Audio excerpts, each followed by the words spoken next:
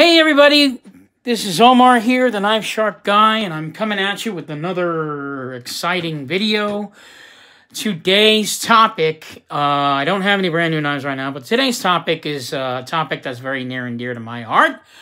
And that is the topic of knife smoothness. What causes some knives to be smoother than others?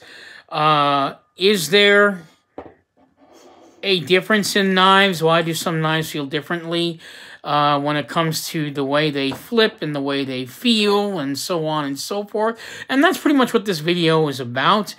As everybody knows, when it comes to smoothness, there are 3 different types of knife systems out there for creating that smooth effect. We have the phosphor bronze washer system, which is what the Spyderco Swiss Bowie is made, and many knives are made out of with the phosphor bronze washers. There's also the more not rare but not very well used, the system of Teflon washers. This is a knife that was made by a custom knife maker in South Africa named Peter Swanepoel. You can see his name right there if you want to check out the video on this knife. It's on my channel. Yeah, he uses Teflon washers.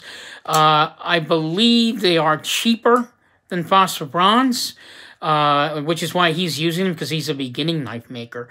His name is not well known yet, but yeah, he uses Teflon washers in his knives.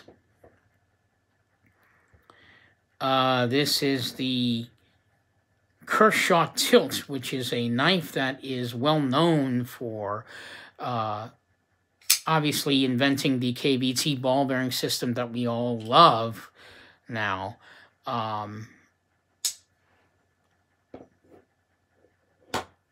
And we also have Chris Reeve knives. So he's got another system entirely, and we're going to talk about all that right now. So let's discuss this.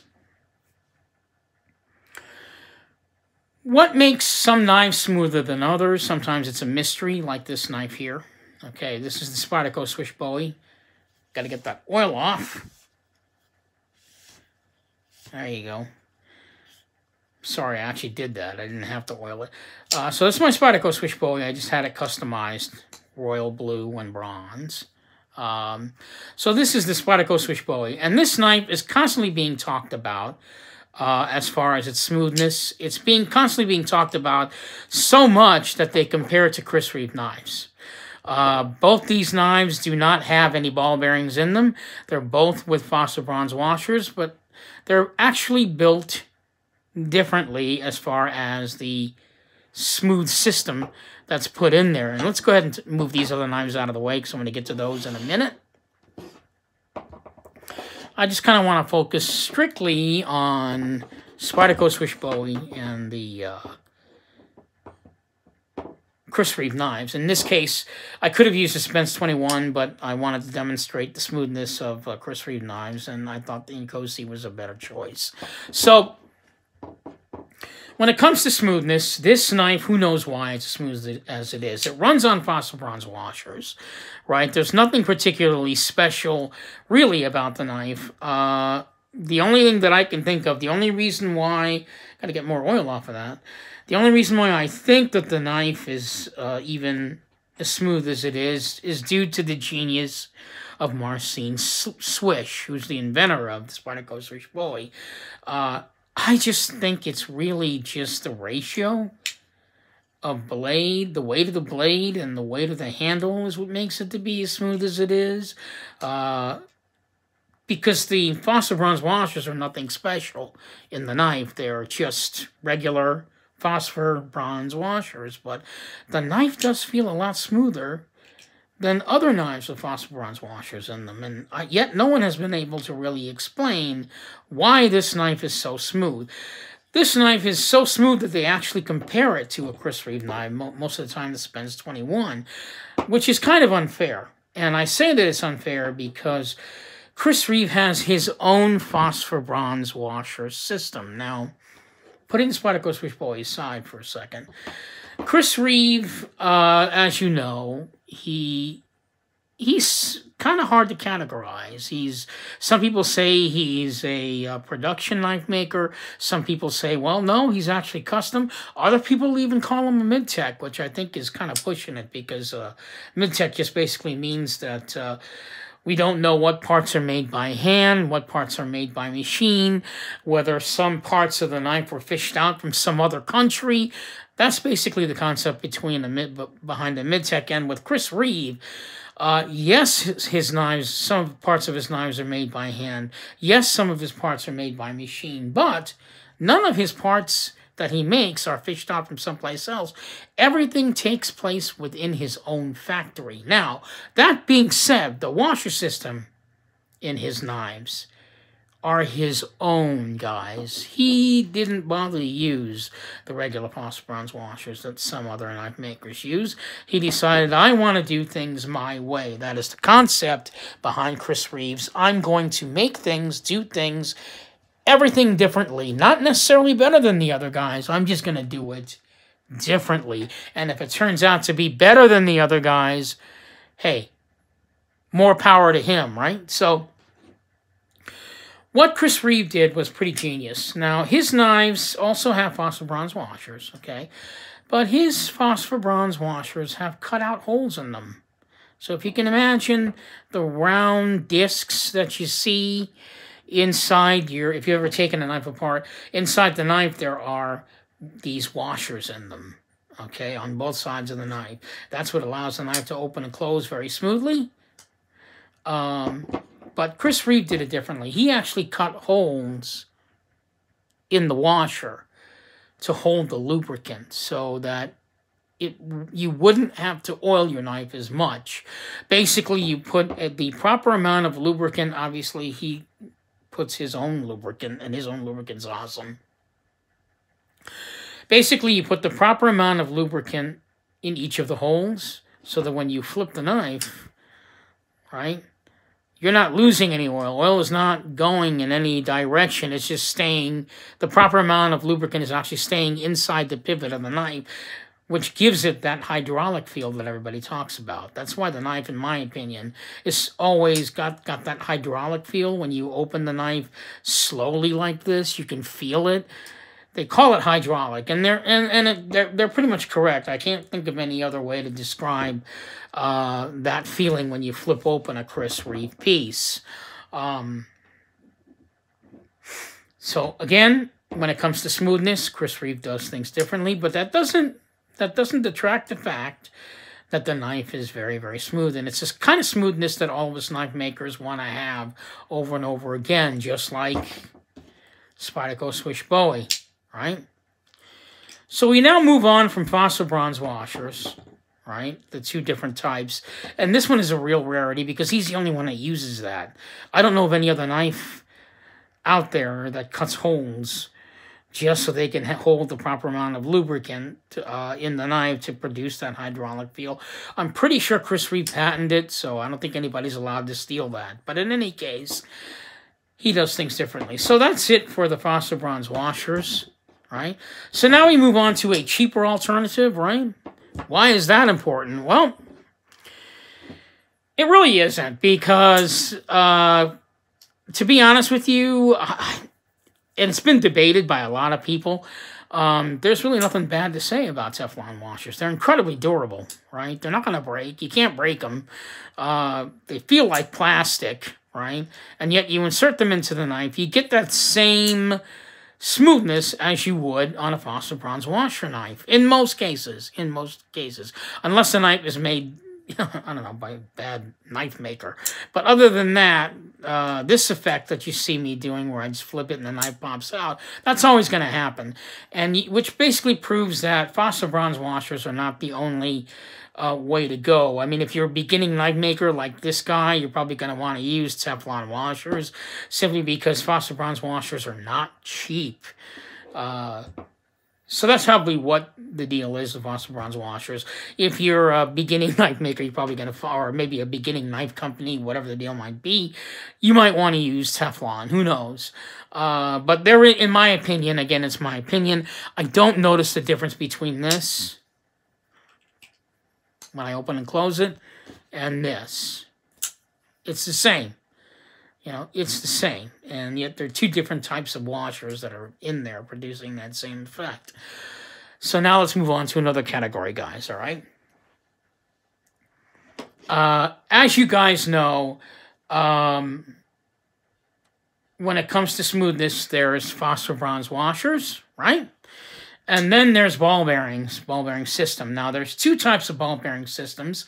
There's the IKBS ball bearing system, like it is in my Andre Thorburn custom piece. Maybe I shouldn't be using customs as an example, but at this point, I have no choice because I don't have any more production knives, and I love this knife, and there's a point why I'm bringing it up. So there's IKBS, right, which I'm going to get to in a minute. IKBS, which stands for Icoma Korth Ball Bearing System. So there you go. And then KVT, which stands for Kershaw Velocity Technology. Now, this is the Kershaw Tilt. It's a very rare piece, which is not why I brought it out, but I brought it out because I wanted to explain the KVT ball bearing system. This is the very first KVT ball bearing knife ever made, which is why it's so rare and so sought after of a piece.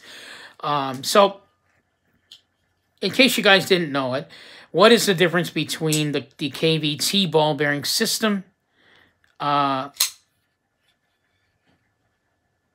the Icoma Korth? I mean the Icoma Korth ball bearing system and the Kershaw Velocity Technology ball bearing system. The difference between the two systems are quite simple. In a KVT ball bearing system, the ball bearings are encased. Sometimes I believe maybe in another piece within a metal casing. Sometimes in a Teflon casing, but definitely in a casing. So inside this pivot, there is a circular casing to hold between 6 to 7 to maybe even 8, however many amount of ball bearings inside this pivot. And that's what, and every time you flip the knife open, those ball bearings are spinning around inside that circular disc, allowing this action to happen. Each and every time that you open it, and the Kershaw Tilt is the first knife to have that system. So they basically, what they did was they built the Kershaw Tilt to pretty much promote their KVT ball bearing system. But the thing is, since then, there has not been a knife that is as smooth as this piece. I mean, that thing is wicked smooth. But case in point, our ball bearing is the KVT ball bearing system better than the Icoma Korth. Now, let me bring out another knife because I can't use this as an example. I'll tell you in a second. Let's go ahead and bring out another one.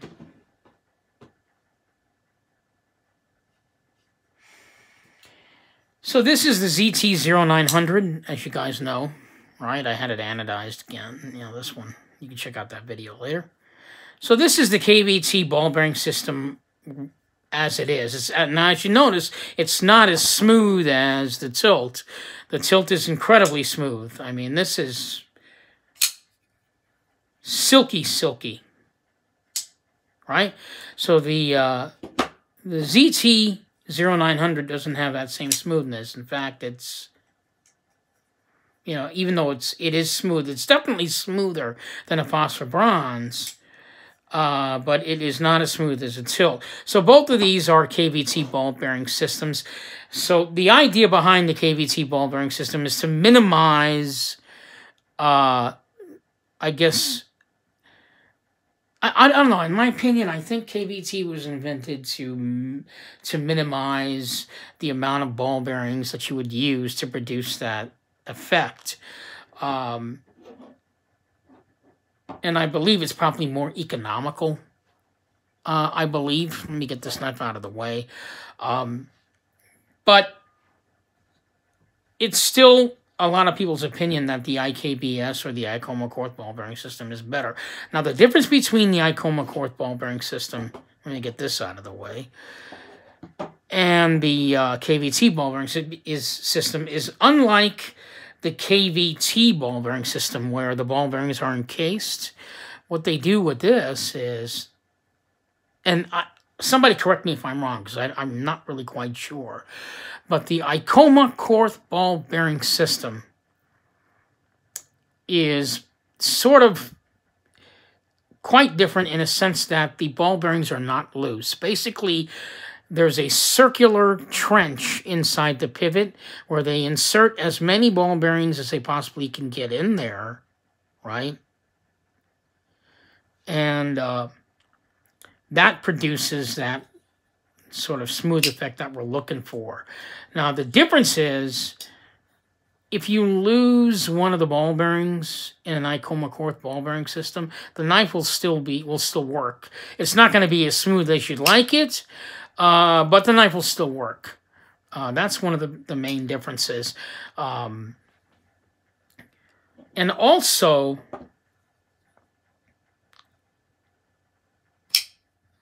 it depends on what type of ball bearings you're using. Now, this knife is made with the Icoma Korth ball bearing system, right? But they don't use steel balls in this.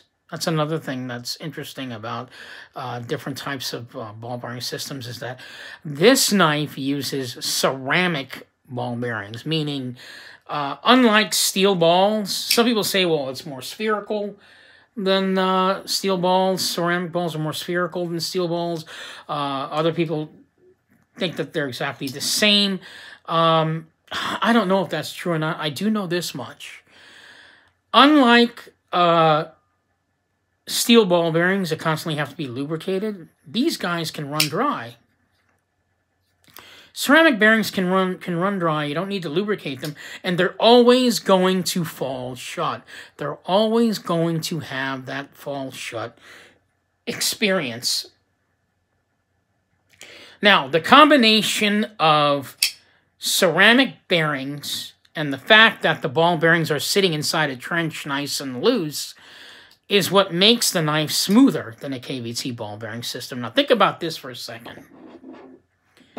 In a KVT ball bearing system, the ball bearings are encased, which means that there is an object between the spherical balls that are spinning around versus being inside this knife where they're rubbing up against each other and spinning around against each other. So what you have, in effect, is round up against round spinning, right? Which causes the knife to fall shut like that. Unlike the KVT ball bearing system, which is still a smooth knife, but you've got it encased in a disc, meaning that disc is not allowing the ball bearings to do the job that they are meant to do, I guess. It's more economical, the KVT ball bearing system. In other words, the ball bearings are not touching each other, right? But in effect, you're not going to get that fall shut feeling that you're looking for all the time. It may be there sometimes, or it may not be there. And of course, if you add more lubricant, it may fall shut. But in an Icoma Korth ball bearing system, depending on the knife and depending on the ball bearings, that could be adjusted even more to produce this effect where the knife falls shut. Now, you guys are probably wondering, is it possible for there to be a knife that does not have ceramic ball bearings and produce the same effect? The answer to your question is yeah. I'm going to show you that knife right now. This is my custom Andre Van Heerden. He's a knife maker from South Africa. He's up and coming, and this guy makes really great knives. So, back to the smoothness concept. So this is probably, the Kershaw Tilt is probably as good, Because when they made this knife, all the focus was on the ball bearing system, KVT ball bearing system, and showing the capabilities of what KVT does. And they have accomplished that on this piece. However, you know, which is the reason why the tilt was made, was to introduce the KVT ball bearing system. Whether or not after they came out with this knife, whether or not all knife makers were trying to produce the same effect, I don't know. But this knife is very, very unique. So back to are some ball bearing systems better than others? Do they have to have ceramic ball bearings for it to produce that full shut experience? And the answer is no. Again, this is my Andre Van Heerden custom piece. This is the smoothest knife I own in my entire collection. This knife, okay, look at that. Look at that. It falls at the weight of its own blade. I mean, ridiculous. And it closes all the way. And they're not even ceramic bearings. They're just regular steel ball bearings with lubricant in them. And yet the produce effect... I mean, I'm not doing anything, guys. Look at that. I mean, I'm opening the knife, right? And I'm going to stand it up. Watch. I'm going to stand this knife up. Boom. Closed all the way. Versus this, which does the same thing, but sometimes it stops in the middle. There, it's stopping. So I'm not getting that same effect. But the reason that is because the weight of the blade on this knife, okay, it's so huge. The weight of the blade of the knife is what's allowing it to fall shut like that. So it's not fair, right? But I mean, still, the knife is incredibly smooth.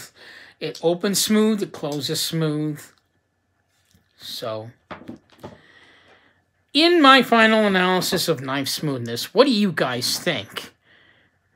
I mean, the possibilities of why some knives are smoother than others, what makes a knife smoother than some knives, that's going to be a question that remains forever. I don't think anyone's ever going to really say, well, this knife is as smooth as this knife is not as smooth as the other one. This one's a KVT ball bearing system, so it should be smoother. I mean, in all honesty, when it comes to smoothness, we're still at the mercy of the designers when it comes to that, I think. They basically take all of the tools that are out there, whatever's available, KVT, IKBS, phosphor bronze, Teflon washers, they take all the systems, they build a knife, and then they choose, based on the knife that they've made, what kind of system to put in the knife to make it smooth. So I'm assuming for knife makers, sometimes that choice is easy, sometimes that choice is not. If it's a production knife company we're talking about, they may not even have that choice. They're just going to have to go by whatever, as a company, they're contracted to make. And in this case, it's, you know, KVT. So, yeah, especially ZT and Zero Tolerance and Kershaw, they're never going to use an IKBS system in their knives because they invented the Kershaw velocity technology, so they're always going to use KVT. Now they may change it up, they may come along with something different. Who knows? So right now, for smoothness, the tools they have to use: Teflon washers, KVT, Icoma quartz ball bearing system, right? And ceramic balls. I mean, that's what they have to work with, and that's what most of the knives are made of. Who knows? Maybe somewhere down the line, there'll be another knife maker. It's going to come along with another new system. We'll all go nuts, and we'll have another kind of smoothness that we're looking for. Who knows? Who knows what we'll have in the future? One thing's for sure. Right, guys? We cannot get enough of sitting around as knife people doing this. So all those knife makers out there, keep the systems coming, keep making those knives. We're going to buy them. We are basically cocaine addicts when it comes to these things. So there you have it. Knife smoothness. What do you prefer? Do you prefer KVT? Do you prefer IKBS? Please comment on my channel. I want to hear your opinion. I want to know what you guys think. Do you like Teflon washers, which are supposedly cheaper? Do you like Bronze washers? Do you enjoy the KVT ball bearing system invented by Kershaw? I mean, what are your thoughts? What do you think? I love to hear it. Please leave your comments below. I know I let this video go on long, but smoothness is definitely a topic that deserves a half hour. So, once again, this is Omar, the Knife Shark Guy, signing off, hoping you'll find one of these knives in your, or one of these pieces of sharp art in your collection. Thank you so much. This is Omar, the Knife Shark Guy, signing off. And I'll see you guys in my next video. Who knows what that's going to be. In the meantime, happy Memorial Day. And I hope you guys bring your friends over to my channel, because I love doing this. I'm going to keep on doing it. I hope I get better. I'm going to try and get shorter. But, you know, you have a passion for knives. We can't make our videos only 5 minutes long, right? So, this is Omar, the Knife Shark Guy, signing off for the 5th time. Happy Memorial Day to all you guys, and happy knife hunting. Catch you later.